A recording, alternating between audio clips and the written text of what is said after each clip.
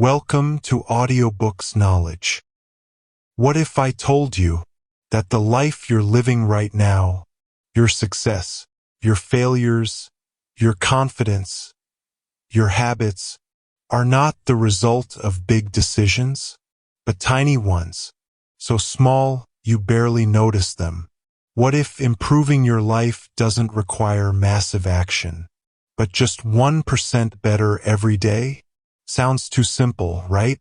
But this idea has the power to completely transform your future. Stay with me, because by the end of this audiobook, you'll never look at your habits the same way again. Let's be honest. Most of us have tried to change our lives at some point. We set big goals. We promise ourselves, I'll wake up early from tomorrow. I'll start working out. I'll stop wasting time. And for a few days, maybe a week, we actually do it.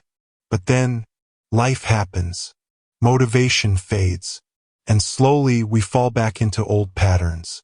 And we think, maybe I'm just not disciplined enough. But here's the truth. You don't rise to the level of your goals. You fall to the level of your systems. That's what this journey is about.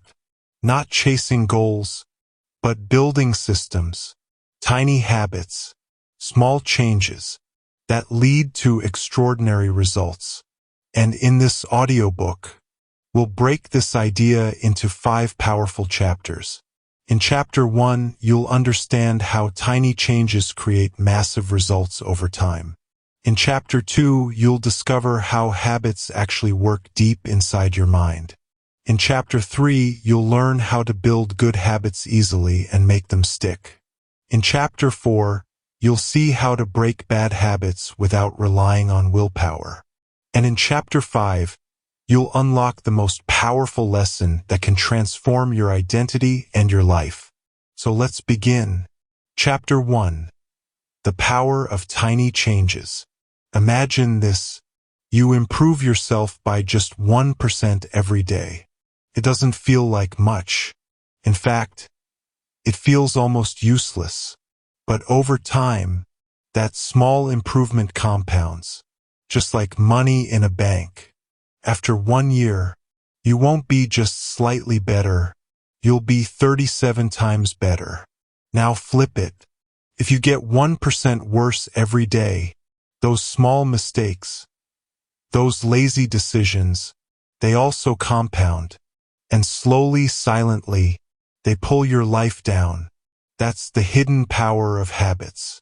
Not dramatic, not instant, but incredibly powerful over time. Let's take a simple example. Think about 2 people. Both start at the same place, same job, same background, but one person chooses to read 10 pages a day, while the other scrolls social media for those same 10 minutes. Day 1, no difference. Week 1, still nothing. Month 1, almost invisible. But after a year, one has read 15 to 20 books, gained knowledge, improved thinking. The other, still stuck in the same place. That's how habits work. They are the compound interest of self-improvement. But here's where most people go wrong. They focus too much on results. I want to lose weight. I want to earn more money. I want to be successful. But they ignore the system behind it. Because results are just outcomes. Habits are the cause. Let me say that again. Your habits are shaping your identity. Every action you take is like a vote for the kind of person you want to become. When you study, you're voting to become a learner. When you exercise, you're voting to become fit. When you procrastinate, you're voting to stay stuck.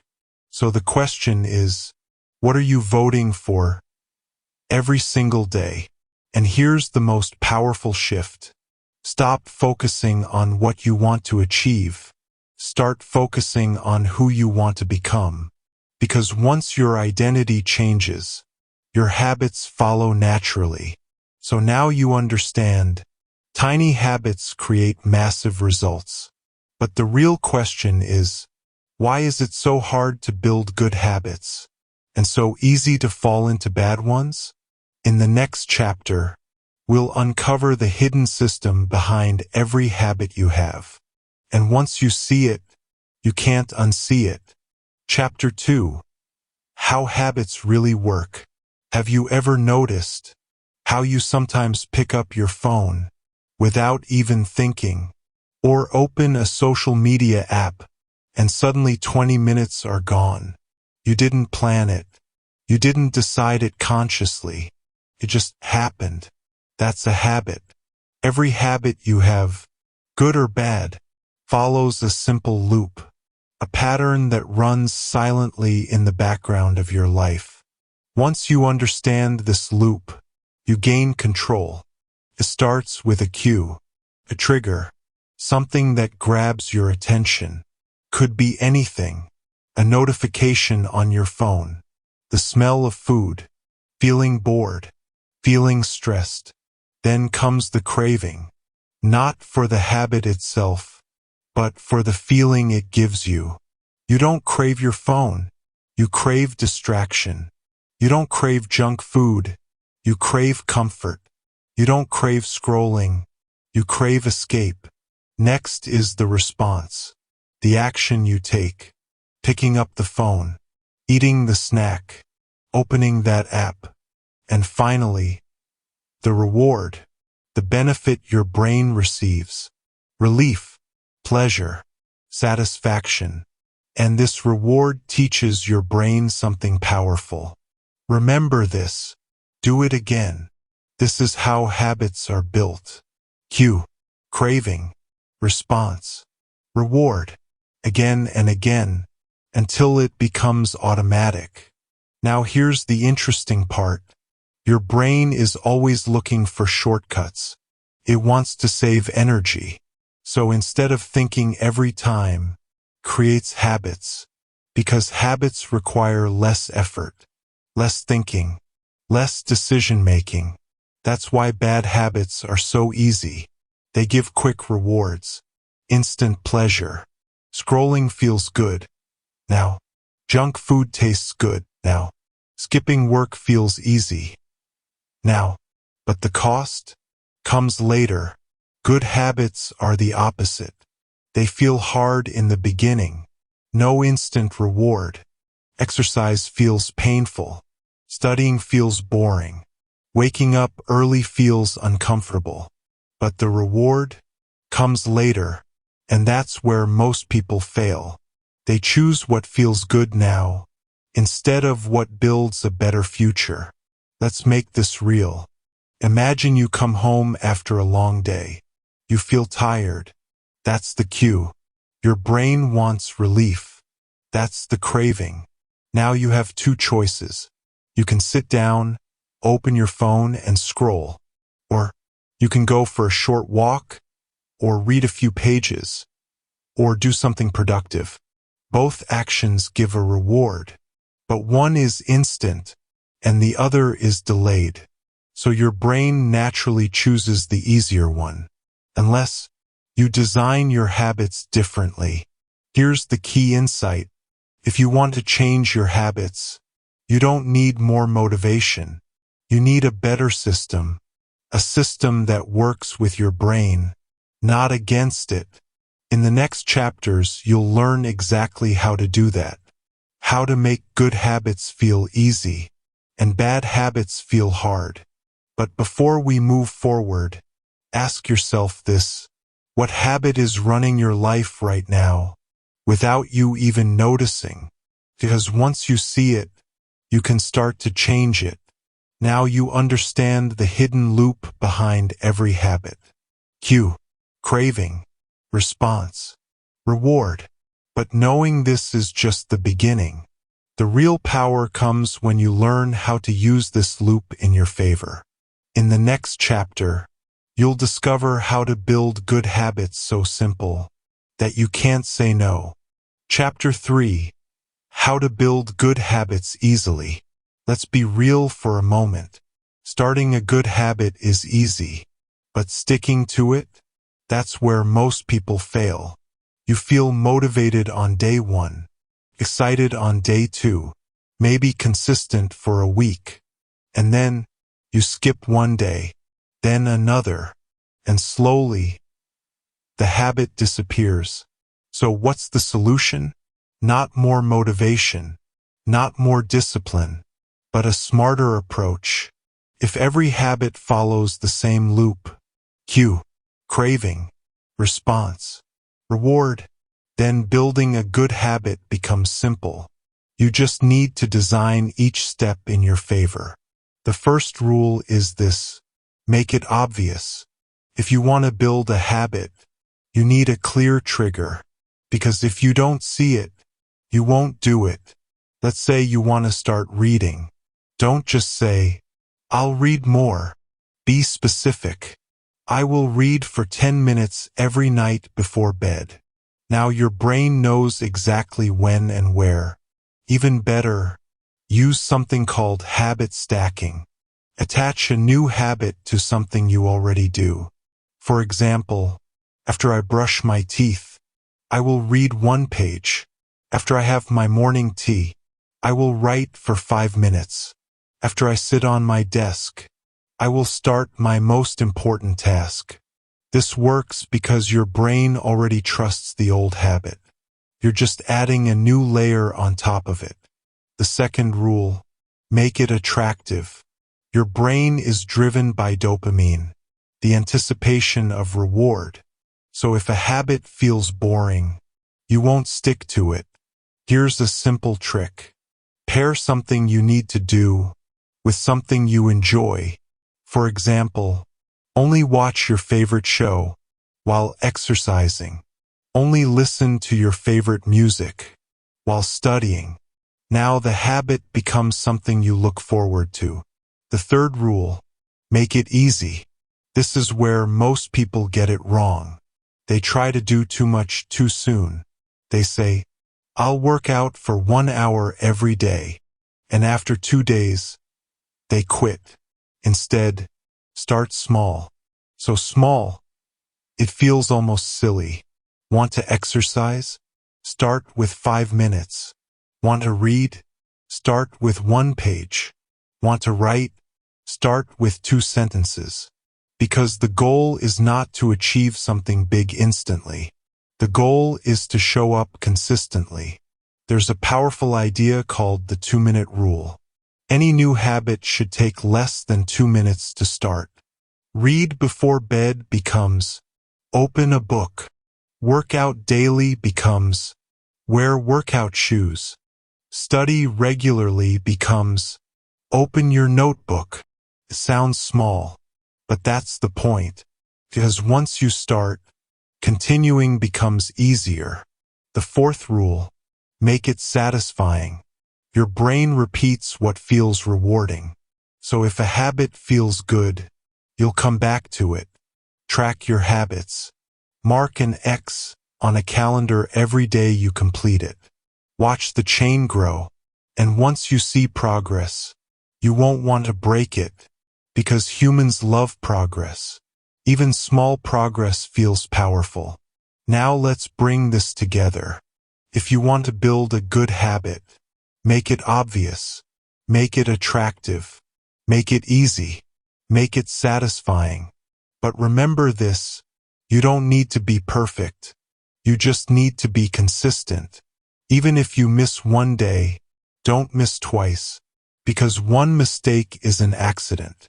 2 becomes a habit. And over time, these tiny actions will shape your identity, without force, without struggle, just naturally. So now you know how to build good habits. But there's another side to this, because while you're trying to grow, there are habits pulling you back. Bad habits, the ones that waste your time, drain your energy, and keep you stuck. In the next chapter, you'll learn how to break them without relying on willpower. Chapter 4: How to Break Bad Habits. Breaking bad habits is not about becoming stronger. It's about becoming smarter. Most people try to quit bad habits using willpower. They say, "I'll stop using my phone. I'll stop eating junk. I'll stop procrastinating." And for a while, they resist. But sooner or later, they fall back, because willpower is limited. It fades when you're tired. It disappears when you're stressed. And bad habits are strongest in those moments. So instead of fighting your habits, change the system around them. Just like building good habits had 4 rules, breaking bad habits also has 4. But this time, you reverse them. The first rule: make it invisible. If you don't see it, you won't think about it.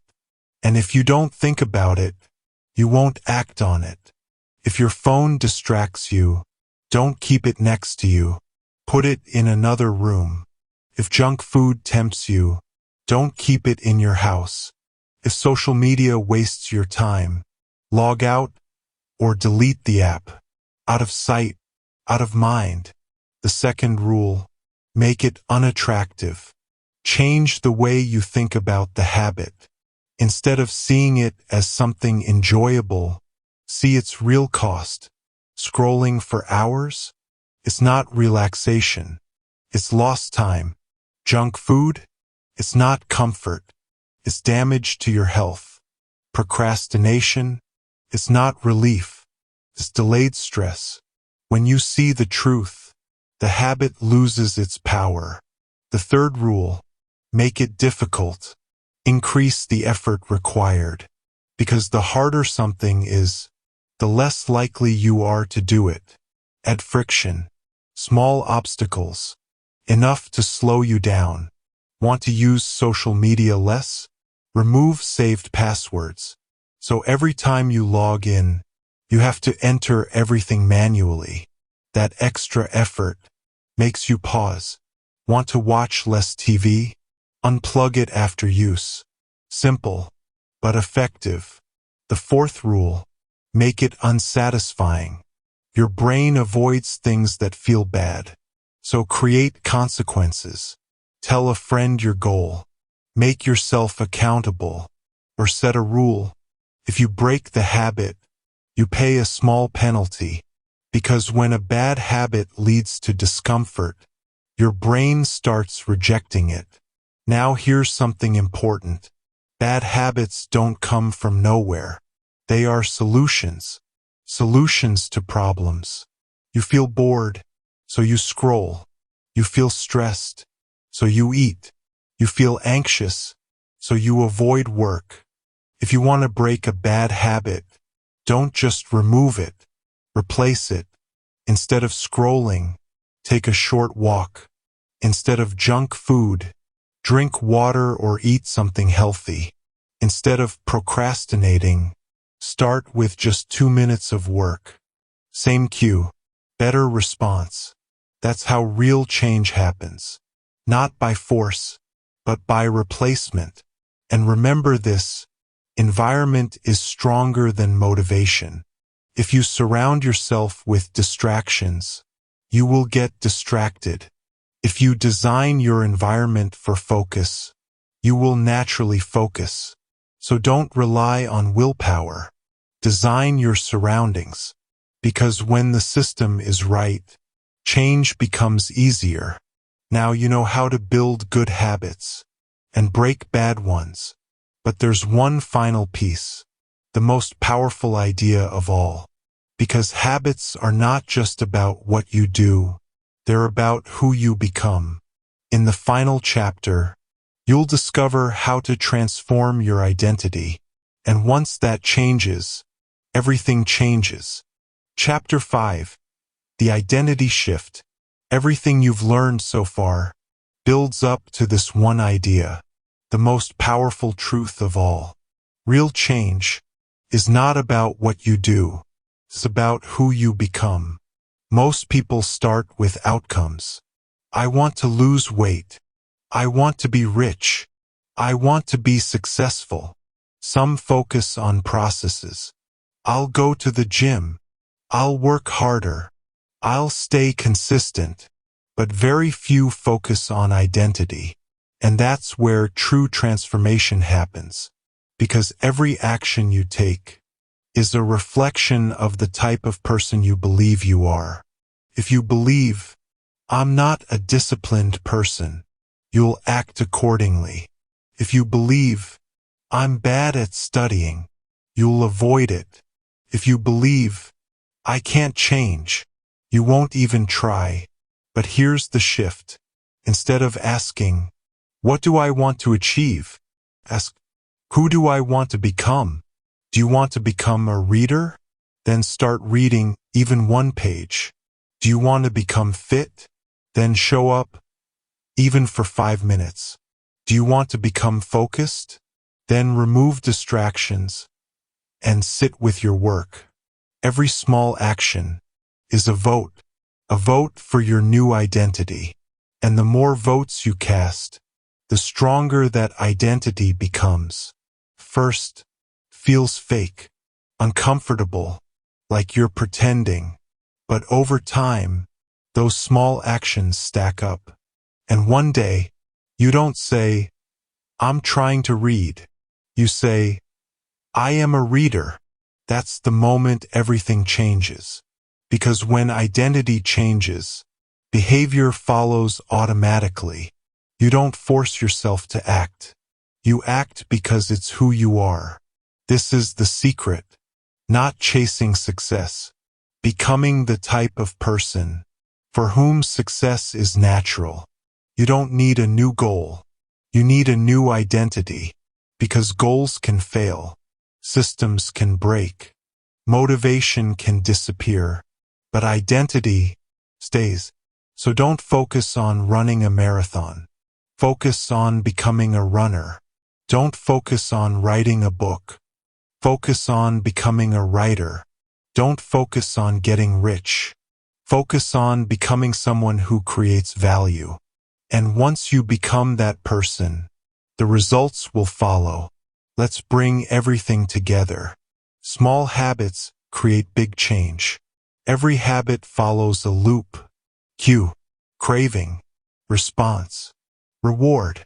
To build good habits, make them obvious, make them attractive, make them easy, make them satisfying.